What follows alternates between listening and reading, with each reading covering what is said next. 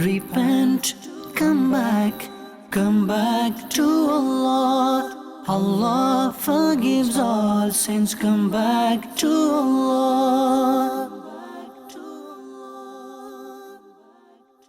Alhamdulillahi Rabbil Alameen wa salatu wa salamu ala Sayyidil Mursaleen amma ba'd fa'udhu billahi minash shaitanir rajim bismillahir rahmanir rahim as-salatu wa salamu alayka ya Rasulallah wa ala alika wa ashabika ya Habiballah as-salatu wa salamu alayka ya Nabiyallah wa ala alika wa ashabika ya Nurallah. Welcome back to our series Return Back to Almighty Allah Azza wa Jal. And inshallah Azza wa Jal, today's topic is trust in Almighty Allah Azza wa Jal. Sallu ala al-Habib sallallahu ta'ala ala Muhammad sallallahu ta'ala alayhi wa sallam. The beloved Rasul sallallahu ta'ala alayhi wa sallam has stated in one hadith that man qara al-Quran wa hamida al-Rabba wa salla ala al-Nabiyyi واستغفر ربه فقد طلب الخير مكانه. That the one who recites the Quran, then he invokes the praises of Allah Azza wa Jal, recites blessed Durud Sharif upon the beloved Nabi sallallahu alayhi wa sallam, and thereafter seeks forgiveness from Allah Azza wa Jal, undoubtedly he has located goodness from its location. Sallu ala al-Habib sallallahu ta'ala ala Muhammad sallallahu alayhi wa sallam. Dearest Madani Channel viewers, before listening to the Bayan, let us make good intentions for attaining good rewards. The beloved Rasul sallallahu alayhi wa sallam has said, Niyatul mu'min khayrun min amalihi. That intention of a believer is greater than his own action. There are two Madani pearls that we learn from this noble hadith of our beloved Nabi sallallahu alayhi wasallam with regard to having good intentions. Number one, without good intention, no reward is granted for a good deed. And number two, the more righteous intentions one makes, the greater reward one will attain. So inshallah Azza wa Jal, I myself make good intentions, and I hope you too at home will make good intentions that we will listen to this program inshallah and many other Madani Channel programs that we view from the beginning until to the end, and we listen attentively with the intention to gain the reward of Allah Azza wa Jal, and inshallah to derive maximum benefit by practicing upon what we learn inshallah. It is narrated that there was a pious person who worshipped very much in Masjid al-Haram in Makkatul Mukarramah. He would worship the whole night, the entire night, and observe some fasting during the day.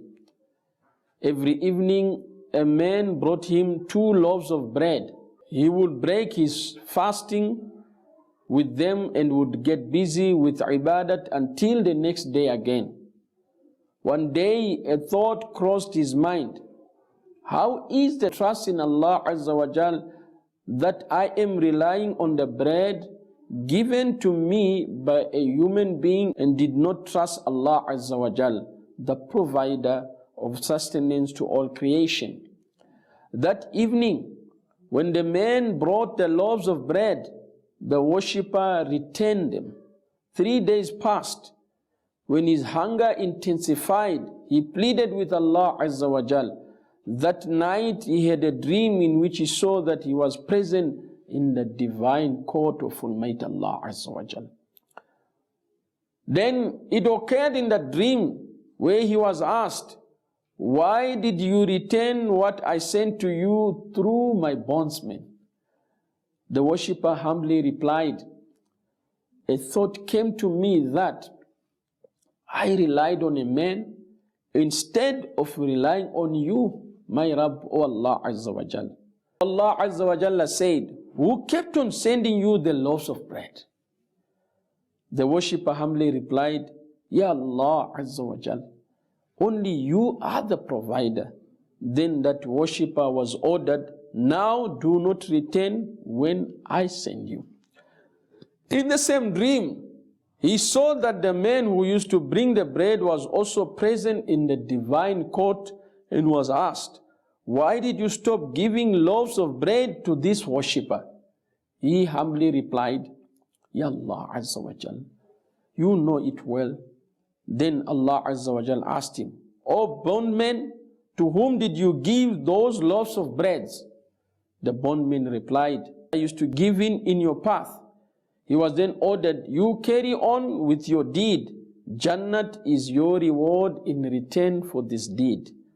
Dear Madani Channel viewers, from this example, we come to know that not only the sadaqah given to please Allah Azza wa Jal leads a person to Jannah, it has also been understood that the righteous and pious bondsmen of Allah Azza wa Jal attain the highest status of placing absolute trust in Him. The worshipper used to worship the whole night and observe fasting during the day. That is, he used to spend the day and night in the ibadat, in worship of Almighty Allah Azza wa Jal. He had a firm belief that the one whom he was worshipping would provide rizq, sustenance to his slave, to his bondsman. He was busy worshipping Almighty Allah Azza wa Jal. So Allah Azza wa Jal created resources for his sustenance, and the same happened.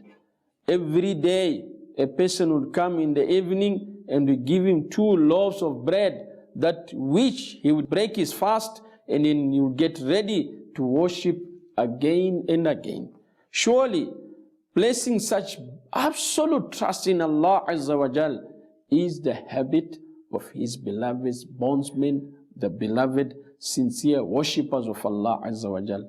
This example not only gives us the Madani pearls of placing absolute trust in Allah Azza wa Jal, but it also gives us the persuasion for contentment, that contentment that we desire, that contentment of the heart, the satisfaction of the heart after doing a particular act that we desire.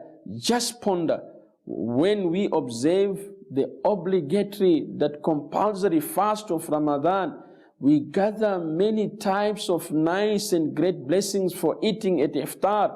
Even if one favorite item is not prepared, we become angry at our family members. On the other hand, that worshipper of Almighty Allah Azza wa Jal would observe fasting every day and would depend only on 2 loaves of bread at iftar, instead of arranging nicer and better iftar for his nafli fasting than the iftar of obligatory fasting. He would be content with only 2 loaves of bread and would break his fast every day with only 2 loaves of bread and would consider them to be sufficient for himself.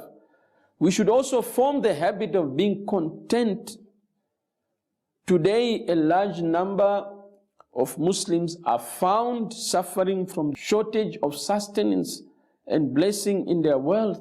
Such people should make dua for the increase and blessing in their sustenance along with the wealth of contentment, because contentment makes a person who is blessed with it carefree of the world and whatever it has. Contentment protects a person from asking or begging others and teaches him to place absolute trust in Almighty Allah Azza wa Jal. Contentment creates self-determination and sense of honor in a person, whereas obeying desires enslaves a person. So what is contentment? Can we define what is contentment? Now, defining it, Allama Abdul Mustafa A'zami Rahmatullahi Ta'ala alayhi said, when a person being content with whatever he receives from Allah Azza wa Jal, lives his life and refrains from greed, is called contentment. The habit of contentment is a great blessing of Almighty Allah Azza wa Jalla for humans. A contented person is blessed with the wealth of peace, whereas a greedy person always feels worried. Dearest Madani Channel viewers, surely contentment is one of the best human attributes. A contented person is able to overcome his own desires, his nafs, whereas a discontented person becomes the slave of his nafs and desires and keeps on wandering from here and there. A contented person is privileged to express thanks, whereas if a single desire of a discontented person remains unfulfilled, he starts making complaints. A contented person remains patient instead of demanding or desiring for more. Contentment is the sign of humans' outstanding courage and great thought, piety, greatness and patience, whereas following desires, obedience to nafs, greed, stinginess and hypocrisy distance him from the path of Allah Azza wa Jal. The importance of contentment can be best judged by the fact that only Allah Azza wa Jalla only bestows this good habit upon His pious and chosen bondsmen. The sacred lives of blessed Anbiya alayhimus salam, the blessed Sahaba ridwanullahi alayhim ajma'een, the pious awliya Allah Azza wa Jalla rahimahumullahu ta'ala are the best role models for us to get the Madani pearls of contentment. The entire life of our beloved Rasul sallallahu alayhi wasallam is full of forbearance and contentment. He sallallahu alayhi wasallam never desired for worldly rest, luxury and comfort, nor did he sallallahu alayhi wasallam ever try to gain them. He sallallahu alayhi wasallam used to get great treasures consisting of spoils of wars, but he sallallahu alaihi wasallam would distribute all of them to Muslims. Sayyiduna Abu Huraira radiyallahu ta'ala anhu has narrated that the blessed family members of the beloved Rasul sallallahu alaihi wasallam never ate food with satiation for 3 days till the beloved Rasul sallallahu alaihi wasallam apparently departed this life. We hear how the awliya Allah Azza wa Jalla will form couplets to praise the contentment of Nabi sallallahu alaihi wasallam. The state of the simplicity of the one who has the authority and ownership in time universe is that he sallallahu alaihi wasallam would eat the bread made of barley. Millions of humble salam be upon the contentment of his blessed stomach. Subhanallah. This is a couplet of Sayyiduna A'la Hadrat Rahmatullahi Ta'ala Ali. Despite being the chief of both the worlds, he sallallahu alayhi wasallam would rest or sleep on a mat. He sallallahu alayhi wasallam would use a leather pillow filled with bark of date tree for keeping his blessed head Mubarak. He sallallahu alayhi wasallam never desired to eat delicious and lavish food. Even he sallallahu alayhi wasallam never ate chapati. He sallallahu alayhi wasallam often used the thick loaves of barley bread. Sadrul Afadil, Allama Sayyid Muhammad Na'imuddin Muradabadi, Rahmatullahi Ta'ala alayhi stated, until the apparent demise of the beloved Rasul sallallahu alayhi wasallam, the blessed family never ate bread made from barley for 2 consecutive days. It is also stated in the Hadith Mubarakah that the whole month would pass, but the stove would remain unlit for cooking food in the blessed sacred house. The blessed household will merely survive on water and a few dates.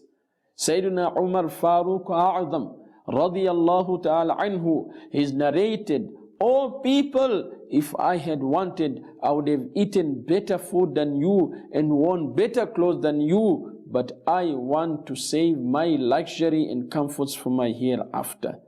Dear Madani Channel viewers, despite being the owner of the treasure of both the worlds, our beloved Rasul sallallahu ta'ala alayhi wa alihi wasallam led his life full of contentment. Therefore, we should also follow in the footsteps of our beloved Rasul sallallahu alayhi wasallam. Obey and become contented person. Contentment has many worldly and hereafter advantages. Let's now hear some of them. These are some of the advantages of contentment and disadvantages of satisfying one's desires. We find in today's time there is a major problem. In today's time, in the modern world, in this so complicated way of life that we are living these days, we find we are facing so many problems. We find there are so many difficulties that have come as a result of discontentment. And because people are not satisfied, you find people have got so much of wealth, but still people are not satisfied. You find that people have got so much of foods, but still people are not satisfied. You find people are able to have luxurious things, but still they're not satisfied. Their hearts are restless. The heart is still not at ease. The heart, despite the luxuries and comfort, still is not at ease. So let us hear some of the advantages of contentment and disadvantages of satisfying one's desires. Because this has become the order of the day, that every one of us is trying whatever we have. Some spend millions, some spend so much of wealth and money only to find that pleasure. So contentment eradicates the love of the world from the heart. This is where the main problem is. Where is the one who satisfies one's own desires keeps falling in love with the world, and the time comes when he or she considers his world to be everything. It is deadly poison for the deen. Now, number two, a contented person places absolute trust in Allah. So the one who has contentment of the heart, he will only trust Allah Azza wa Jalla in his or her affairs rather than the resources. So you find on the other side, people who lack contentment, who are discontented, they always are contented with the resources rather than placing their trust in Almighty Allah Azza wa Jal. In this way, one protects himself from the dependence on others. On the other hand, the discontented person keeps his eye on the resources and considers them to be everything. This is what we find in the world. So much of fighting, so much of problem, so much of all that we face today is because our hearts are so discontented, and hence everybody, their eyes are fixed on the resources rather than placing our trust in Allah Azza wa Jalla, the provider. Now, the point number three is contentment protects a person from acting according to the desires, and by virtue of his blessing, he lives a life with peace and satisfaction. Whereas acting according to the desires brings about restlessness and stress. Contentment eradicates bad habits like greed and stinginess. It is highly effective in developing the passion for being pleased with the will of Allah Azza wa Jal and for spending in the path of Allah Azza wa Jal. So on the other hand, a discontented person may fall into bad habits like greed and stinginess. Further, such person starts objecting to the bestowal of Allah Azza wa Jal. If he desires, his desire does not get fulfilled. So you find these problems we have in the modern world, in this difficult and complicated way of life that we are leading nowadays, it all comes because we have lost the trust in Allah Azza wa Jal. Hence we have become discontented, and discontentment, it brings about stinginess, and it brings that greed that only person thinks for. They have only selfish desires.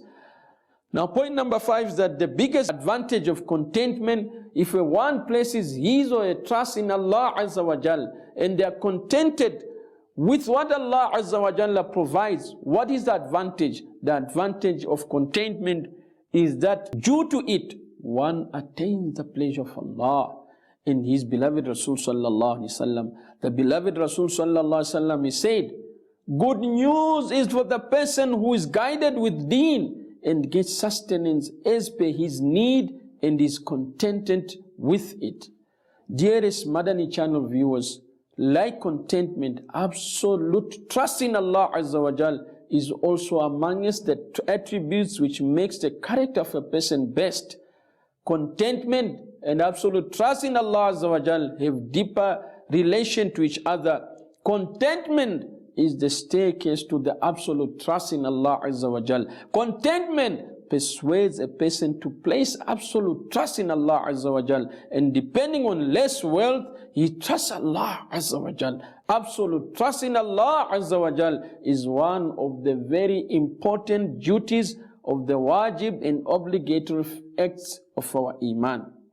A'la Hadrat Imam Ahlus Sunnah Maulana Shah Imam Ahmad Rada Khan Rahmatullahi Ta'ala alayhi said, it is the firm obligatory act to place absolute trust in Allah Azza wa Jal. The person who does not have the nur, the luminosity of absolute trust in Allah Azza wa Jal, is not complete in his or her iman, and in his or her heart is full of darkness. Absolute trust in Allah Azza wa Jal is the soul of iman. Absolute trust in Allah is an act that brings a person closer to Almighty Allah Azza wa Jal and gets him far away from people. It is absolute trust in Allah Azza wa Jal that gives person strength to fight steadfastly against difficulties and problems. Absolute trust in Allah Azza wa Jal in troubles raises the hopes of a person. It is stated on a page 520 of Tafsir Siratul Jinan, volume 3, published by Maktabatul Madina, a publishing department of Da'wat Islami. Sayyiduna Imam Fakhruddin Razi Rahmatullahi alayhi said, Tawakkul does not mean that a person gives up himself and his efforts after considering them useless and rubbish, as some ignorant people say, but rather tawakkul means that a person uses apparent resources, but he does not trust them in the heart, but rather trusts in Allah's help and His support. So, trust in Allah Azza wa Jal does not mean we abandon those activities that are lawful for us to acquire sustenance, but the trust should be not in that activity itself, but the trust in Allah, but the activity should carry on. Sayyiduna Anas radiallahu ta'ala anhu, he said, a person humbly asked, Ya Rasulullah sallallahu alayhi wasallam, should I trust in Allah Azza wa Jal after tethering my camel or leaving it untethered? It was replied, you tie, then trust in Allah Azza wa Jal. So, tawakkul is that one should use resources in any work by considering it to be the sunnah of the beloved Mustafa sallallahu ta'ala alayhi wasallam, and after that he should leave its result to Allah Azza wa Jal. A'la Hadrat Imam Ahlus Sunnah Maulana Shah Imam Ahmad Rada Khan Rahmatullahi alayhi said, tawakkul does not mean giving up resources, but rather it means giving up trusting in resources.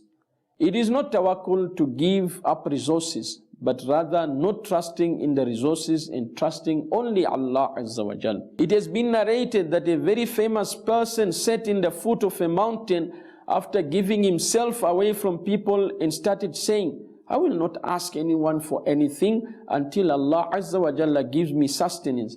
1 week passed and sustenance did not come to him. When he was about to die, he humbly requested to Allah Azza wa Jal, O my Lord, Allah Azza wa Jal, you have created me, therefore bestow the sustenance on me, which you have written in my destiny, otherwise seize my soul. A voice was heard from unseen, by my respect and glory, I will not give you sustenance until you go to the inhabited place and sit amongst the people. The pious men went to the inhabited place and sat. Some came to him with food, some with water. He ate and drank water well, but felt a doubt. Then voice was heard from the unseen. Do you want to change my way through your worldly piety? Don't you know, instead of giving people sustenance directly, I like to send sustenance to people through people. Dear Madani Channel viewers, in conclusion, it has become obvious that it is necessary to find resources to earn sustenance. And if one does not find or use any resource, remains idle, claiming to have absolute trust in Allah, that is not absolute trust in Allah Azza wa Jal. You're considering your own plan to be everything, depending only on resources, is not also absolute trust in Allah. So the real trust in Allah is that one should find resources. make efforts and make a plan, but then he should not trust in these resources, but rather trust in Allah Azza wa Jal, because it is a divine rule of Almighty Allah Azza wa Jal that He, Allah Azza wa Jal, makes everything done through certain means. So, Alhamdulillah Azza wa Jalla, this is the message of Dawat Islami, that it brings us to the understanding and the true realization, and to learn and to practice upon what faith we have on regarding trust and contentment, that through contentment and through trust in Allah Azza wa Jal, not trust in resources, but having a plan as well, and doing your activities in a lawful manner, and having trust in Allah Azza wa Jal is the right way to go. And through trust in Almighty Allah Azza wa Jal, inshallah, we'll develop ourselves, we'll build our yaqeen, we'll build our iman. Ameen. Bijahi Nabil Aminu sallallahu alayhi wa sallam. Sallu ala al-Habib sallallahu ta'ala ala Muhammad sallallahu alayhi wa sallam. Repent, come back to Allah. Allah forgives all sins, come back to Allah.